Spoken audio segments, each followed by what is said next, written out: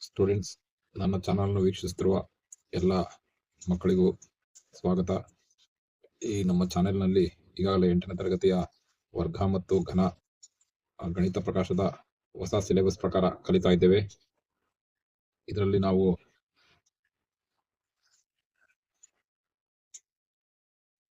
ಮೊದಲನೇ ಅಧ್ಯಾಯ ವರ್ಗ ಮತ್ತು ಘನ ಇದರ ಬಗ್ಗೆ ನಾವು ಈಗಾಗಲೇ ಕಲಿತಿದ್ದೇವೆ. ರಾಣಿ ರತ್ನಮಂಜರಿ ಮತ್ತೆ ಅವಳ ಒಗಟುಗಳ ಬಗ್ಗೆ ನಾವು ಈಗಾಗಲೇ ಕಲಿತಿದ್ವಿ.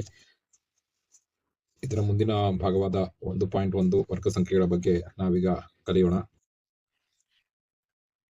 ಈ 1.1 ಇಲ್ಲಿ ವರ್ಗ ಸಂಖ್ಯೆಗಳು ಮತ್ತು ಅದನ್ನ ಏನಾದ್ರು ಇಂಗ್ಲಿಷ್ ನಲ್ಲಿ ಸ್ಕ್ವೇರ್ ನಂಬರ್ಸ್ ಅಂತ ಹೇಳ್ತಾರೆ. ವರ್ಗ ಸಂಖ್ಯೆಗಳ ಬಗ್ಗೆ ಕಲಿಯೋಣ. ಇಲ್ಲಿ ಕೆಲವೊಂದು ವರ್ಗ ಸಂಖ್ಯೆಗಳನ್ನ ಹೋದ್ಸರಿ ನಾವು ಕಲ್ತಿದ್ವಿ.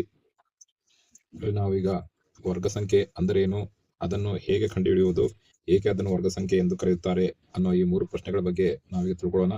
ನನ್ನ ವಿಡಿಯೋನ ಎಲ್ಲೂ ಸ್ಕಿಪ್ ಮಾಡದೆ ಪೂರ್ತಿಯಾಗಿ ನೋಡಿ. ಪೂರ್ತಿಯಾಗಿ ನೋಡಿದರೆ ನಿಮಗೆ ಈ 3 ಪ್ರಶ್ನೆಗಳು ಉತ್ತರ ಸಿಗ್ತದೆ. ನಮಗೆ ಇಲ್ಲಿ ಕೆಲವು ವರ್ಗ ಸಂಖ್ಯೆಗಳನ್ನ ನಾವು ಕಂಡುಹಿಡಿದೇವೆ. ಹೋದ್ಸರಿ ರಾಣಿ ರತ್ನಮಂಜರಿಯ ಒಗಟಿನಲ್ಲಿ ಕೆಲವೊಂದು ಸಂಖ್ಯೆಗಳು ಹೊರಗೆ ಬಿದ್ದಿದ್ದು.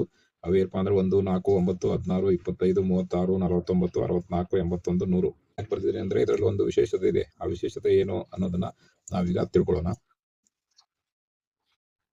ಈಗ ನಾವು ಮೊದಲ ಪ್ರಶ್ನೆ ವರ್ಗ ಸಂಖ್ಯೆ ಅಂದರೆ ಏನು ಅನ್ನೋದನ್ನ ಕಂಡುಹಿಡಿಯೋಣ. ಇಲ್ಲಿ ಕೆಲವೊಂದು ಸಂಖ್ಯೆಗಳು ಬರ್ತಿದೆ. 1, 4, 9, 16, 25 ಹೀಗೆ. ಇದರಲ್ಲಿ ಒಂದು ವಿಶೇಷತೆ ಅದೇನಪ್ಪಾ ಅಂತ ಹೇಳಿದ್ರೆ ಇದಕ್ಕೆ ವರ್ಗ ಸಂಖ್ಯೆಗಳು ಅಂತ ಕರೀತಾರೆ. ಈ 1 ಮತ್ತೆ 4ನೇ ಯಾಕೆ ವರ್ಗ ಸಂಖ್ಯೆ ಅಂತ ಕರೀತಾರೆ? ಮಧ್ಯದಲ್ಲಿರುವ 2, 3ನ ವರ್ಗ ಸಂಖ್ಯೆ ಅಂತ ಕರೆಯುವುದಿಲ್ಲ. 4ನೇ ಯಾಕೆ ಕರೀತಾರೆ? ಹಾಗೆ 5, 6, 7, 8ನ ವರ್ಗ ಸಂಖ್ಯೆ ಅನ್ನೋದಿಲ್ಲ. 9ನೇ ಯಾಕಂತಾರೆ ಅನ್ನೋದನ್ನ ಏನು ಅಂತ ನಾವೀಗ ನೋಡೋಣ. ನೋಡಿ, ಒಂದು ಸಂಖ್ಯೆಯನ್ನು ಅದೇ ಸಂಖ್ಯೆಯಿಂದ ಗುಣಿಸಿದಾಗ ಬಂದ ಉತ್ತರವನ್ನು ವರ್ಗ ಅಥವಾ ವರ್ಗ ಸಂಖ್ಯೆ ಎನ್ನುತ್ತಾರೆ. ಅಂತ ಹೇಳಿದ್ರೆ ಯಾವ ಸಂಖ್ಯೆ, ಈ ಒಂದು ಸಂಖ್ಯೆ ತಗೊಂಡು ಆ ಸಂಖ್ಯೆಯನ್ನ ಅದೇ ಸಂಖ್ಯೆಯಿಂದ ಗುಣಿಸಿದಾಗ ಅದು ಬರೋ ಉತ್ತರವೇ ವರ್ಗ ಅಥವಾ ವರ್ಗ ಸಂಖ್ಯೆ ಅಂತ ಹೇಳ್ತಾರೆ. ಅದಕ್ಕೊಂದು ಉದಾಹರಣೆ ಏನಪ್ಪಾ ಅಂತ ಹೇಳಿದ್ರೆ, ಈ ಒಂದು ಸಂಖ್ಯೆ ಅಂದ್ರೆ 2 ತಗೊಳ್ಳೋಣ. 2ನ್ನ ಅದೇ ಸಂಖ್ಯೆಯಿಂದ ಅಂದ್ರೆ 2ರಿಂದ ಗುಣಿಸಿದಾಗ ನಮಗೆ 2ರ ವರ್ಗ ಅಂತ ಬರ್ತದೆ. 2ರ ವರ್ಗ ಅಂತ ಹೇಳಿದ್ರೆ 2ನ್ನ 2 ಸರಿ ಗುಣಿಸಿದಾಗ ನಮಗೆ 4 ಬರ್ತದೆ. ಅಂದ್ರೆ ಇದಕ್ಕೆ ಏನ್ ಹೇಳ್ತೇವೆ ನಾವು? ವರ್ಗ ಅಂತಾರೆ. 2ರ ವರ್ಗ. ಈ ಮೇಲೆ ಬರ್ತದ ತಲೆ ಮೇಲೆ ಪಕ್ಕದಲ್ಲಿ ಬರ್ದಿದ್ದ ಸಂಖ್ಯೆನೆ ಇದರ ವರ್ಗ ಸಂಖ್ಯೆ. ಎಷ್ಟು ಬರೀತೇವೆ? ಇದು 2 ಬರೆದ್ರೆ ವರ್ಗ, 3 ಬರೆದ್ರೆ ಘನ, ಹೀಗೆ ಹೋಗ್ತದೆ. ಈಗ 2ರ ವರ್ಗ ಅಂತ ಹೇಳಿದ್ರೆ 2ನ್ನ 2 ಸರಿ ಗುಣಿಸಲಾಗಿದೆ ಅಂತ ಅರ್ಥ. 2ನ್ನ 2 ಸರಿ ಗುಣಿಸಲಾಗಿದೆ ಅಂದ್ರೆ ಅದ್ರ ಉತ್ತರ ಎಷ್ಟು? 4. ಇದು 4 ಒಂದು ವರ್ಗ ಸಂಖ್ಯೆ. ಹಾಗೆ ಮುಂದೆ ಹೋದ್ರೆ 1ನ್ನ ಅದೇ ಸಂಖ್ಯೆಯಿಂದ ಗುಣಿಸಲಾಗಿದೆ ಅಂದ್ರೆ 1ರಿಂದ ಗುಣಿಸಿದಾಗ 1ರ ವರ್ಗ ಅಂತ ಬರ್ತದೆ. ಅಂದ್ರೆ 1ನ್ನ 2 ಸಲ ಗುಣಿಸಲಾಗಿದೆ. 1ನ್ನ 2 ಸಲ ಗುಣಿಸಿದ್ರೆ ಅದು ಬರೋದು ಒಂದೇ ಉತ್ತರ ಬರ್ತದೆ. ಇದು ಒಂದು ವರ್ಗ ಸಂಖ್ಯೆ. ಈಗ 2ನ್ನ ಅದೇ ಸಂಖ್ಯೆಯಿಂದ ಗುಣಿಸಿದಾಗ 2ರ ವರ್ಗ ಅಂತ ಹೇಳ್ತಾರೆ. ಅದಕ್ಕೆ 2ನ್ನ 2 ಸರಿ ಗುಣಿಸಿದಾಗ ನಮಗೆ 4 ಬರ್ತದೆ. ಅದು 4 ಒಂದು ವರ್ಗ ಸಂಖ್ಯೆ. ಅದೇ ರೀತಿ 3ನ್ನ 3ರಿಂದ ಗುಣಿಸಿದಾಗ 3ರ ವರ್ಗ ಅಂತ ಹೇಳಿದ್ರೆ 3ನ್ನ 3ರಿಂದ ಗುಣಿಸಿದಾಗ 3 9 ಬರ್ತದೆ. ಇದು ವರ್ಗ ಸಂಖ್ಯೆ. ಅದೇ ರೀತಿ 4ನ್ನ 4ರಿಂದ ಗುಣಿಸಿದಾಗ 16 ಬರ್ತದೆ. 16 ಇದು ವರ್ಗ ಸಂಖ್ಯೆ. ಅದೇ ರೀತಿ 5ರಿಂದ 5ಕ್ಕೆ ಗುಣಿಸಿದಾಗ 25 ಬರ್ತದೆ. ಇದು ಸಹ ಒಂದು ವರ್ಗ ಸಂಖ್ಯೆ. ಇದೇ ರೀತಿ ಯಾವ ಸಂಖ್ಯೆ ತಗೊಳ್ತೀವೋ ಆ ಸಂಖ್ಯೆಯನ್ನ ಅದೇ ಸಂಖ್ಯೆಯಿಂದ ಗುಣಿಸಿದಾಗ ನಮ್ಗೆ ಏನು ಉತ್ತರ ಬರ್ತದೆ ಅದನ್ನಷ್ಟೇ ವರ್ಗ ಸಂಖ್ಯೆ ಅಂತ ಹೇಳ್ತೇವೆ. ಈಗ 3 ತಗೊಂಡ್ರೆ 3ನ್ನ 3ರಿಂದ ಗುಣಿಸಿದ್ರೆ 9 ಬರ್ತದೆ. 9 ವರ್ಗ ಸಂಖ್ಯೆ ಆಗ್ತದೆ. ಇದೇ ರೀತಿ ಯಾವ ಸಂಖ್ಯೆಯನ್ನ ತಗೊಂಡ್ರು ಅದೇ ಸಂಖ್ಯೆಯಿಂದ ಗುಣಿಸಿದಾಗ ಬರುವ ಉತ್ತರವೇ ಏನಾಗಿದೆ? ವರ್ಗ ಸಂಖ್ಯೆ ಆಗ್ತದೆ. ಅದಕ್ಕೊಂದು ಸೂತ್ರ ಇದೆ. ಆ ಸೂತ್ರ ಏನಂದ್ರೆ n × n = n ಸ್ಕ್ವೇರ್ ಅಂತ ಹೇಳಿ. n ವರ್ಗ ಅಂತ. n ಅಂದ್ರೆ ಯಾವುದೇ ಸಂಖ್ಯೆ ಇರ್ಬೋದು. 1 2 3 4 5 50 70 100 1000 ಇರ್ಬೋದು, ಎಷ್ಟೇ ಇರ್ಬೋದು. ಯಾವ ಸಂಖ್ಯೆ ತಗೊಳ್ತಿರೋ ಅದೇ ಸಂಖ್ಯೆಯಿಂದ ಇಲ್ಲಿ ಮತ್ತೊಂದ್ಸರಿ ಗುಣಿಸಿದಾಗ ಇವೆರಡನ್ನು ಗುಣಿಸಿದಾಗ ಬರುವ ಸಂಖ್ಯೆ ಅದರ ವರ್ಗ ಅಂತ. ಇದಕ್ಕೆ ಒಂದು ಸೂತ್ರ ಇದೆ. ಈ ಸೂತ್ರ ಪ್ರಕಾರ ಮುಂದಿನ ಗಣಿತಗಳನ್ನ ನಾವು ಮಾಡಬೇಕಾಗಿ ಬರ್ತದೆ. ಈಗ ಪುಸ್ತಕದಲ್ಲಿ ನೋಡೋಣ. 1.1 ವರ್ಗ ಸಂಖ್ಯೆಗಳು. ಈಗ ನಾ ಈಗಾಗಲೇ ತೋರಿಸಿದ್ರೆ 1, 4, 9, 16, 25 ಹೀಗೆ ಸಂಖ್ಯೆಗಳು. ಈ ಸಂಖ್ಯೆಗಳು ವರ್ಗ ಸಂಖ್ಯೆಗಳು ಎಂದು ಏಕೆ ಕರೆಯುತ್ತಾರೆ ಅಂತ ಈಗ ನಾವು ನೋಡಬೇಕಾಗಿದೆ. ಚೌಕದಲ್ಲಿನ ಯೂನಿಟ್ ಚೌಕಗಳ ಸಂಖ್ಯೆ ಅದರ ಪಾರ್ಶ್ವಬಾಹುಗಳ ಗುಣಲಬ್ಧವಾಗಿದೆ ಎಂದು ನಮಗೆ ತಿಳಿದಿದೆ. ಕೆಳಗಿನ ಕೋಷ್ಟಕವು ವಿಭಿನ್ನ ಬಾಹು ಹೊಂದಿರುವ ಚೌಕಗಳ ವಿಸ್ತೀರ್ಣವನ್ನು ನೀಡುತ್ತದೆ ಅಂತ ಹೇಳಿದ್ದಾರೆ. ಈಗ ನಾ ಈಗಾಗಲೇ ತಿಳಿಸಿದ್ದೇನೆ. 1 ಅಂತ ಹೇಳಿದ್ರೆ 1 × 1 = 1 ಚದರ ಮೂಲಮಾನವಾಗಿದೆ. ಅಂದ್ರೆ ಇದು ಏನಾಗಿದೆ? ಈ ಬಾಹುವಿನ ಉದ್ದ 1 ಮೂಲಮಾನ. ಈ ಬಾಹುವಿನ ಉದ್ದ 1 ಮೂಲಮಾನ. ಇದರ ಕ್ಷೇತ್ರ ಏನಾಗಿದೆ? 1 × 1 ಅಂದ್ರೆ ಇದರ ಕ್ಷೇತ್ರ 1 ಚದರ ಮೂಲಮಾನ ಆಗ್ತದೆ. ಹಾಗೆ ಇದು 1 ಆದ್ರೆ ಇದು ಸಹ 1. ಇದೆಲ್ಲ ಚೌಕ ಅಂದ್ಮೇಲೆ ಚೌಕ ಸೇಮ್ ಇರ್ತವೆ. ಈ ಚೌಕ ಎಷ್ಟಿದೆ ಅಷ್ಟೇ ಚೌಕ ಇದು ಇದೆ. ಅದೇ ರೀತಿ ಎಲ್ಲ ಚೌಕಗಳು ಒಂದೇ ರೀತಿಯ ಅಳತೆಯಾಗಿದೆ. ಇದು ಇಲ್ಲಿಂದ 1 ಮೂಲಮಾನ ಆದ್ರೆ ಇಲ್ಲಿಂದ ಇಲ್ಲಿವರೆಗೆ 1 ಮೂಲಮಾನ. ಅದೇ ರೀತಿ ಇದು ಇಲ್ಲಿಂದ ಇಲ್ಲಿವರೆಗೆ 1 ಮೂಲಮಾನ. ಅಂದ್ರೆ 1 ಯೂನಿಟ್ ಇಲ್ಲಿಂದ ಇಲ್ಲಿವರೆಗೆ 1 ಯೂನಿಟ್ ಆಗಿರ್ತದೆ. ಹಾಗೆ ಇದು ಇಲ್ಲಿಂದ 1 ಯೂನಿಟ್ ಹಾಗೆ ಇದೆ ಅದು. ಈಗ 1 ಯೂನಿಟ್ ಅಂದ್ರೆ 1 ಯೂನಿಟ್ ಅಂದ್ರೆ ಒಂದು ಒಂದೇ ಒಂದು. ಇದರ ಏನು ಕ್ಷೇತ್ರಫಲ ಏನಾಗ್ತದೆ ನಮಗೆ 1 ಚದರ ಮೂಲಮಾನ ಆಗ್ತದೆ. ಹಾಗೆ ಇದು ಇದು 1 ಅಂದ್ರೆ 1 1 2 ಆಯ್ತು. ಇಲ್ಲಿಂದ ಇಲ್ಲಿವರೆಗೆ ಮೂಲಮಾನ 2 ಆಯ್ತು. ಇಲ್ಲಿಂದ ಇಲ್ಲಿವರೆಗೆ 2 ಆಯ್ತು. ಅದೇ ರೀತಿ ಇಲ್ಲಿಂದ ಇಲ್ಲಿವರೆಗೆ 2 ಮೂಲಮಾನ ಆಯ್ತು. 2 × 2 ಅಂದ್ರೆ 2ರ ವರ್ಗ ಅಂದ್ರೆ 4 ಆಯ್ತು. ಈ 4 ಇದರ ಮೂಲಮಾನ 4 ಆಯ್ತು. ಅಂದ್ರೆ 1 2 3 4 ಚೌಕಗಳಿದಾವೆ. ಅಂದ್ರೆ ಇದರ 4 ಚದರ ಮೂಲಮಾನ ಆಯ್ತು. ಅದೇ ರೀತಿ 1 2 3 ತಗೊಂಡ್ರೆ 1 2 3 ಇಲ್ಲಿ 3 ಮೂಲಮಾನ ಆಯ್ತು. ಇಲ್ಲಿವರೆಗೆ 3 ಯೂನಿಟ್. ಇಲ್ಲಿಂದ ಇಲ್ಲಿವರೆಗೆ 3 ಯೂನಿಟ್ ಅಂದ್ರೆ 3 × 3 ಮಾಡಿದಾಗ 3 3 9 ಅಂದ್ರೆ ಇಷ್ಟು ಏನಾಗಿದೆ ಇದು 1 2 3 ಮತ್ತೆ 1 2 3 3 × 3 ಮಾಡಿದಾಗ 3 3 9 ಇದರ 9 ಚದರ ಮೂಲಮಾನ ಆಗ್ತದೆ. ಅಂದ್ರೆ 1 2 3 4 5 6 7 8 9 ಅಂದ್ರೆ ಎಷ್ಟಾಗ್ತದೆ 9 ಚದರ ಮೂಲಮಾನ ಆಗ್ತದೆ. ಅದೇ ರೀತಿ ಮತ್ತೆ ಇದನ್ನ ಹೆಚ್ಚಾಗಿ ತಗೊಂಡ್ರೆ 4 ತಗೊಂಡ್ರೆ 1 2 3 4 4 ಇಲ್ಲಿ 1 2 3 4 4 ತಗೊಂಡಾಗ 4 × 4 ಮಾಡಿದಾಗ 4 4 16 ಇದರ ಇಲ್ಲಿಂದ ಇಲ್ಲಿವರೆಗೆ ಇದರ ಏನಾಗಿದೆ 16 ಚದರ ಮೂಲಮಾನ ಆಗ್ತದೆ. 16 ಚದರ ಮೂಲಮಾನ ಅಂದ್ರೆ ಒಂದು ಚದರ ಮೂಲಮಾನದ 16 ಚೌಕಗಳಿದಾವೆ. 1 2 3 4 5 6 7 8 9 10 11 12 13 14 15 16 ಹೀಗೆ.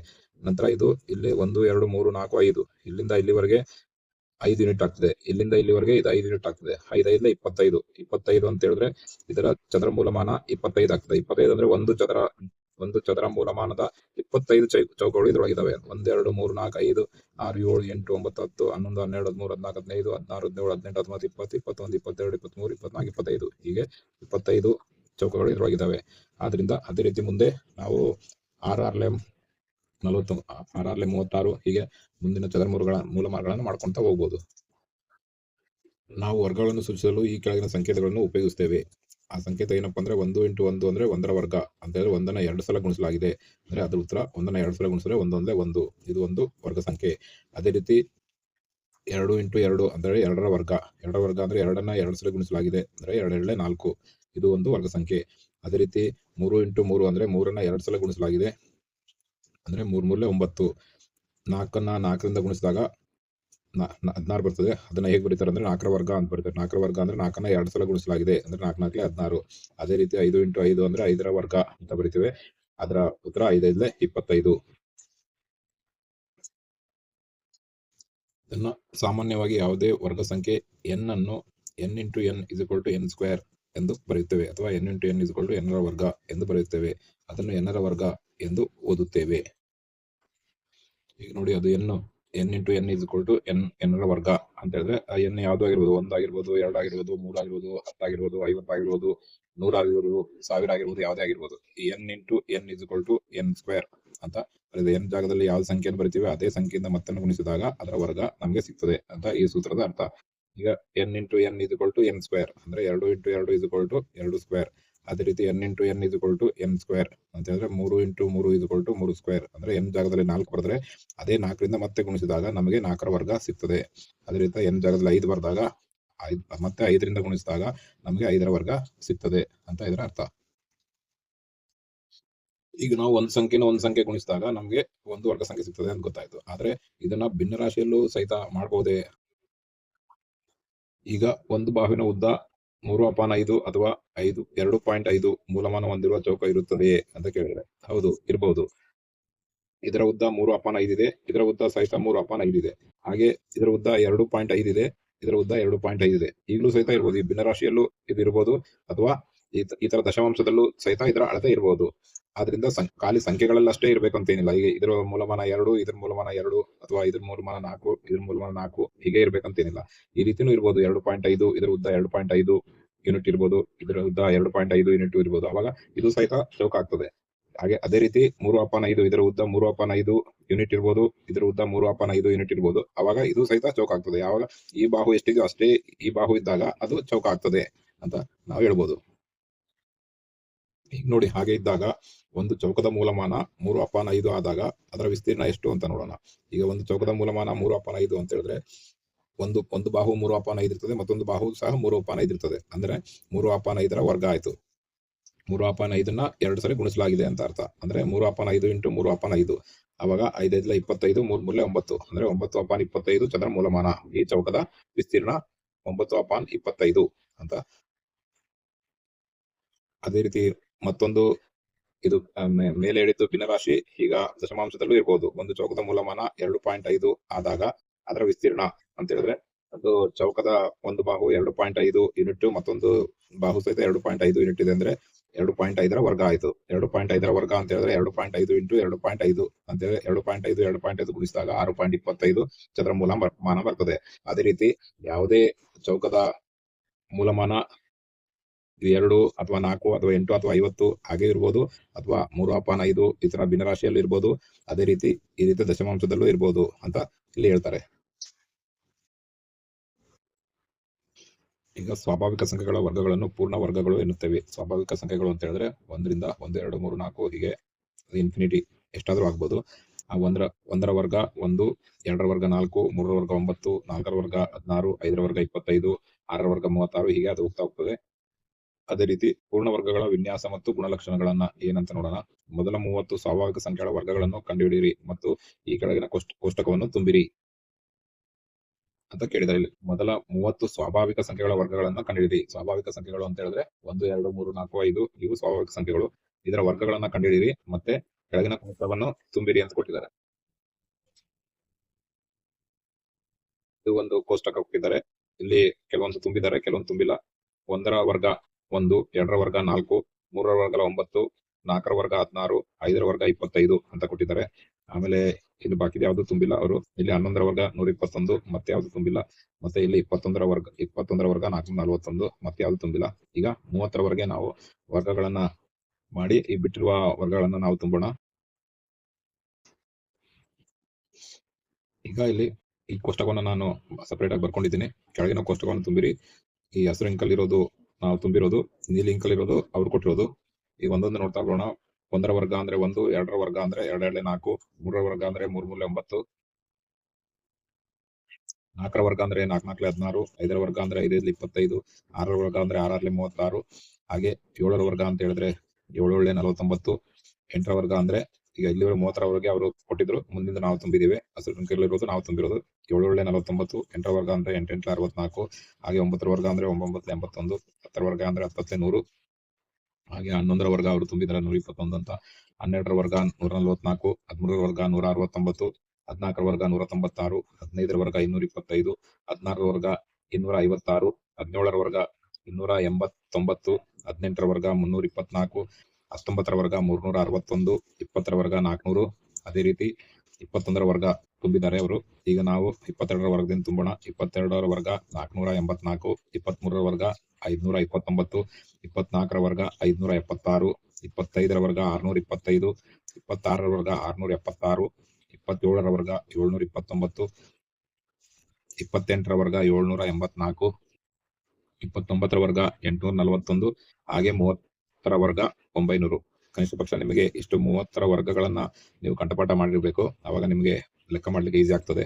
ಇಲ್ಲಾಂದ್ರೆ ನೀವು ಲೆಕ್ಕ ಮಾಡ್ಕೊಂತ ಅದ್ರಲ್ಲಿ ಟೈಮ್ ವೇಸ್ಟ್ ಆಗ್ತದೆ. ನೀವು ಆದಷ್ಟು ಕ್ಯಾಲ್ಕುಲೇಟರ್ನ ಉಪಯೋಗಿಸ್ಬೇಡ್ರಿ. ನೀವು ಕೈಯಲ್ಲಿ ಮಾಡಿದ್ರೆ ನಿಮಗೆ ಅದು ತಲೆಯಲ್ಲಿ ಉಳಿತದೆ. ಕ್ಯಾಲ್ಕುಲೇಟರ್ ಬಳಸಿದ್ರೆ ನಿಮಗೆ ಎಕ್ಸಾಮ್ ನಲ್ಲಿ ತೊಂದರೆ ಆಗ್ತದೆ. ಅದರಿಂದ ನೀವು ಆದಷ್ಟು ಗುಣಕಾರವನ್ನ ಬರೆದುಕೊಂಡು ಮಾಡ್ಲಿಕ್ಕೆ ಪ್ರಯತ್ನ ಪಡಿ.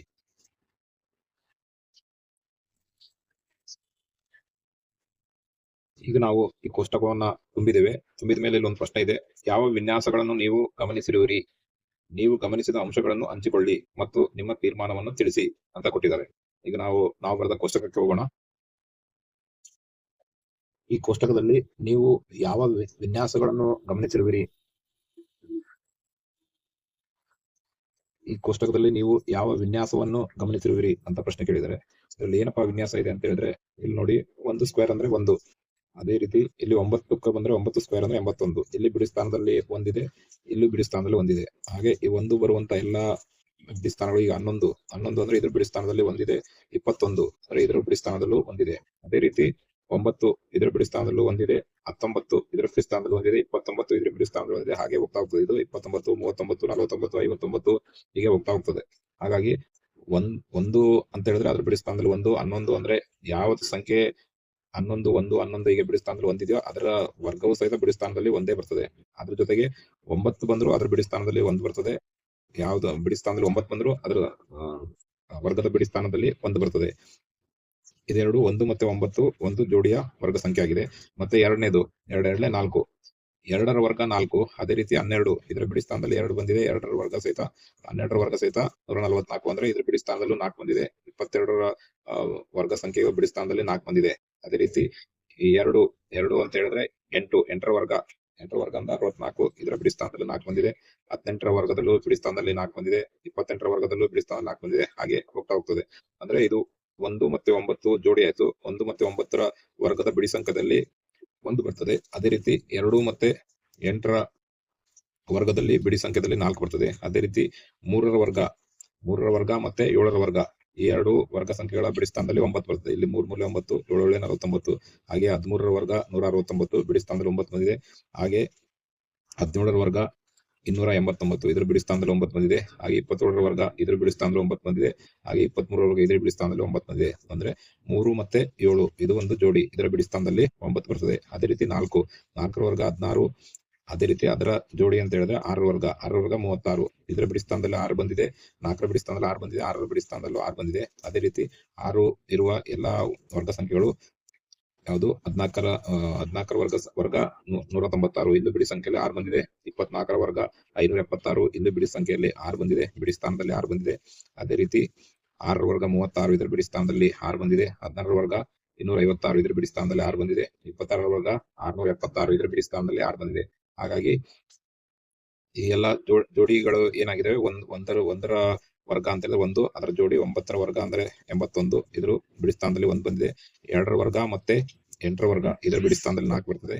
ಹಾಗೆ 3ರ ವರ್ಗ 7ರ ವರ್ಗ ಇದ್ರ ಬಿಡಿ ಸ್ಥಾನದಲ್ಲಿ 9 ಬರ್ತದೆ. ಹಾಗೆ 4ರ ವರ್ಗ 6ರ ವರ್ಗ ಇದ್ರ ಬಿಡಿ ಸ್ಥಾನದಲ್ಲಿ 6 ಬರ್ತದೆ. ಹಾಗೆ 5 ಇದ್ರೆ 5ರ ಬಿಡಿ ಸ್ಥಾನದಲ್ಲಿ 5ರ ವರ್ಗದ ಬಿಡಿ ಸ್ಥಾನದಲ್ಲಿ 5 ಬರ್ತಾ ಹೋಗ್ತದೆ.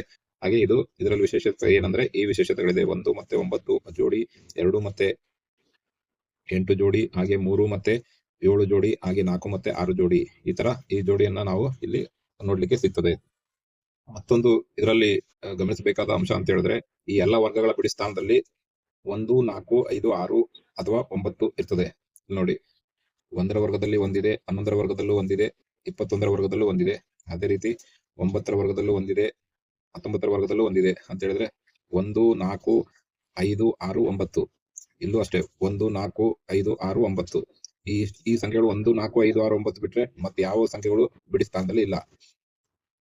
ಈ ಬಿಡಿ ಸ್ಥಾನದಲ್ಲಿ 2, 3, 7, 8 ಬಿಡಿ ಸ್ಥಾನದಲ್ಲಿ ಯಾವ ವರ್ಗಗಳ ಬಿಡಿ ಸ್ಥಾನದಲ್ಲೂ ಇಲ್ಲ. ಎಲ್ಲೇ ನೋಡಿ ನೀವು 1, 4, 9, 6, 5 ಅಥವಾ 1, 4, 9, 6, 5 ಇದೇ ಬಿಡಿ ಸ್ಥಾನದಲ್ಲಿ ಇದೆ ಹೊರತು ಈ ಬಿಡಿ ಸ್ಥಾನದಲ್ಲಿ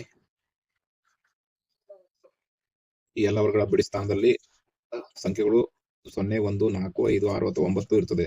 ಆದ್ರೆ 2, 3, 7 ಅಥವಾ 8 ಬಿಡಿ ಸ್ಥಾನದಲ್ಲಿ ಇರುವುದಿಲ್ಲ. ಇದೊಂದು ವಿಶೇಷತೆಯನ್ನ ನೀವು ಗಮನಿಸಬೇಕು. ಈಗ ಮತ್ತೊಂದು ಪ್ರಶ್ನೆ ಏನ್ ಕೊಟ್ಟಿದ್ದಾರೆ ಅಂದ್ರೆ ಒಂದು ಸಂಖ್ಯೆಯು 0, 1, 4, 5, 6 ಅಥವಾ 9ರಲ್ಲಿ ಕೊನೆಗೊಂಡರೆ ಅದು ಯಾವಾಗಲೂ ಒಂದು ವರ್ಗವೇ ಅಂತ ಕೇಳಿದರೆ ಹೌದು. ಈಗ ನಾವು ಮೇಲ್ ನೋಡಿದ್ವು ಯಾವುದೇ ವರ್ಗ ಸಂಖ್ಯೆಯ ಬಿಡಿ ಸ್ಥಾನದಲ್ಲಿ 1, 4, 5, 6 ಅಥವಾ 9ರಿಂದನೇ ಕೊನೆಗೊಂಡಿದೆ. ಆದ್ರಿಂದ ಈ ಸಂಖ್ಯೆಗಳಿರುವ ಯಾವುದೇ ಸಂಖ್ಯೆ ಆದ್ರೂ ಅದು ವರ್ಗ ಸಂಖ್ಯೆ ಅಂತ ನಾವು ಹೇಳ್ಬೋದು.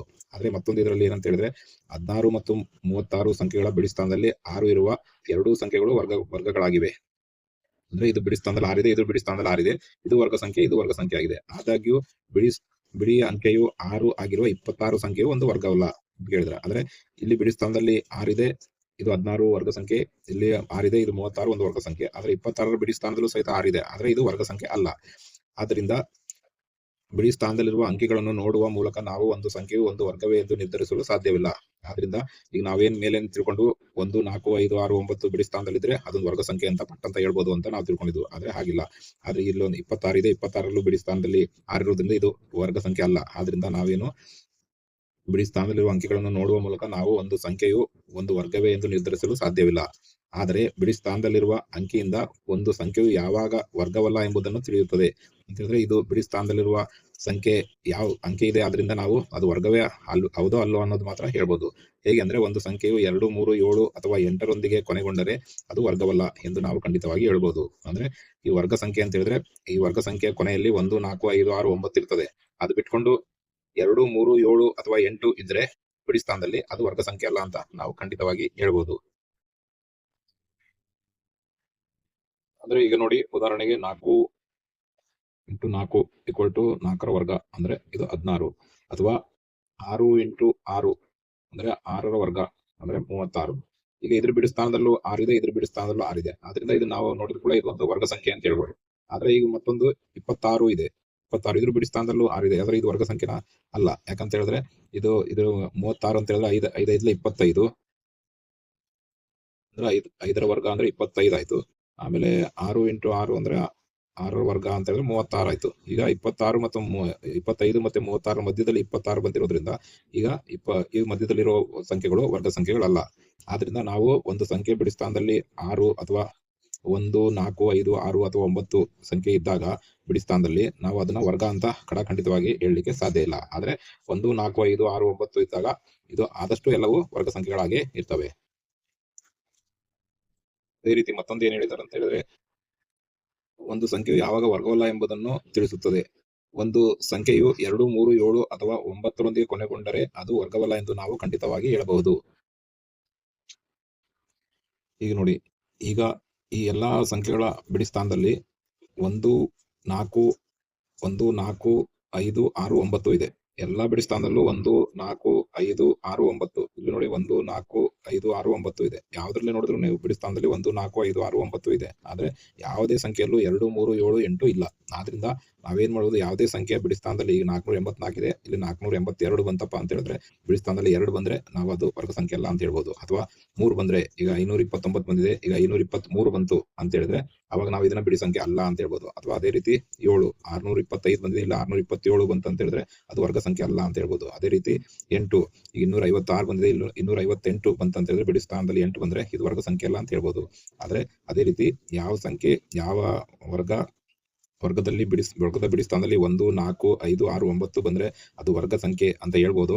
ಅದೇ ರೀತಿ 2 3 7 8 ಬಿಡಿ ಸ್ಥಾನದಲ್ಲಿ ಬಂದ್ರೆ ಅದು ವರ್ಗ ಸಂಖ್ಯೆ ಅಲ್ಲ ಅಂತ ಖಂಡಿತವಾಗಿ ನಾವು ಹೇಳ್ಬೋದು. ಸ್ಟೂಡೆಂಟ್ಸ್, ಇದು success tuition classes YouTube channel. ಈ ವಿಡಿಯೋ ನಿಮಗೆ ಇಷ್ಟವಾದಲ್ಲಿ ಲೈಕ್ ಮಾಡಿ, ಶೇರ್ ಮಾಡಿ ಹಾಗೂ ನಮ್ಮ ಚಾನಲ್ಗೆ ಸಬ್ಸ್ಕ್ರೈಬ್ ಆಗಿ ಬೆಲ್ ಐಕಾನ್ ಅನ್ನು ಒತ್ತುವುದನ್ನು ಮರಿಬೇಡಿ. ಮುಂದಿನ ವಿಡಿಯೋದಲ್ಲಿ ಮುಂದಿನ ಪ್ರಶ್ನೆಗಳನ್ನು ನೋಡೋಣ. ಧನ್ಯವಾದಗಳು.